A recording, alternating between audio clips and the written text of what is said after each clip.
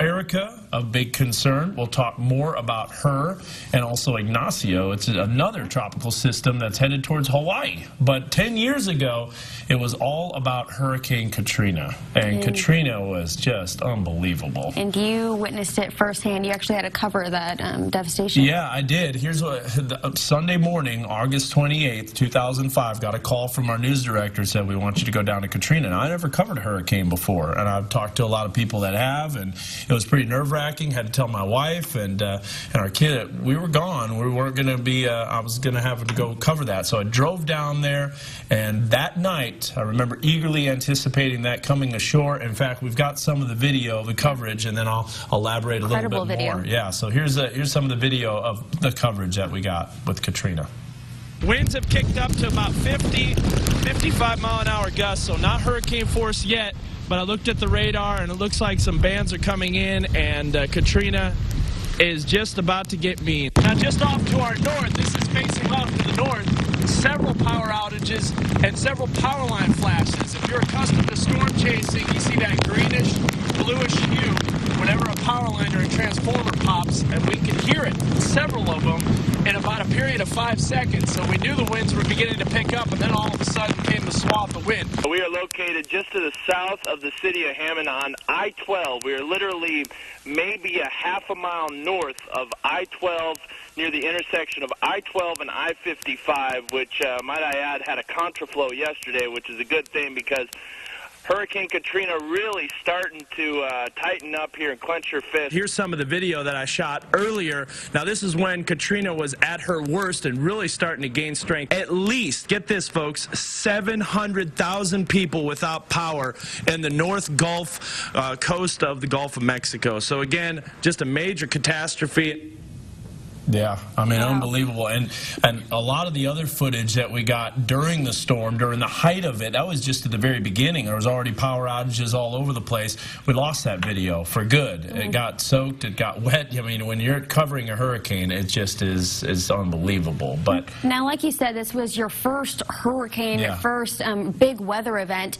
When you got called out and had to drive over there, did you think that it would become Hurricane Katrina? Well, I mean, we knew it was going to be Hurricane Katrina, which was a Category 5 at the time, and it was 175-mile-an-hour winds. And I'm like, imagine having a sustained in the eye wall, a sustained EF3 tornado, which is what that was in the eye wall of Katrina. Now, a lot of the things that surprised me with it, first of all, was one, crossing over Lake Pontchartrain. We were one of the very last cars to cross over Lake Pontchartrain before they closed it down.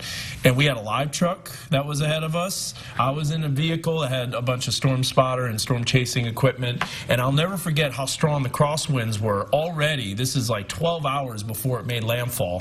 And then on top of that, we also had storm surge that was already starting to reach the bottom of the bridge of Lake Pontchartrain. And usually the water level is a good 10 feet below the bridge. And so that was pretty astounding.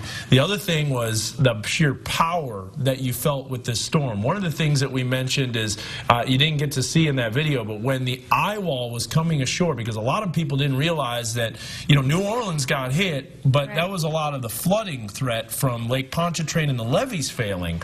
But the actual wind damage and the storm surge, the majority of that was from about Slidell eastward into the Mississippi Gulf Coast. They got hammered with, you know, Gulfport as well as Bay St. Louis. Those areas just got devastated, and that's where the brunt of that action was. And in fact, our news director wanted us to go to Slidell and do a report from there.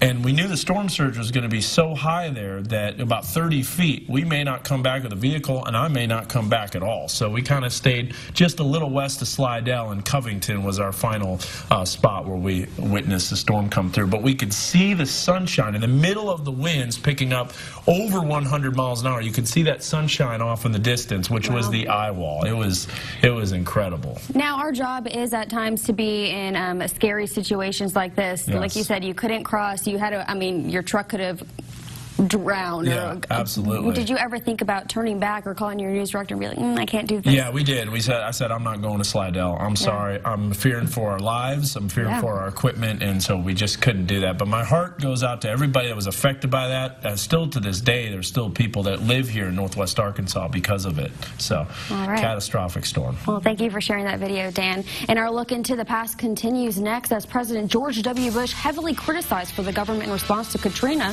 returns to the area today. We'll show what he had to do on the anniversary. That's coming up next.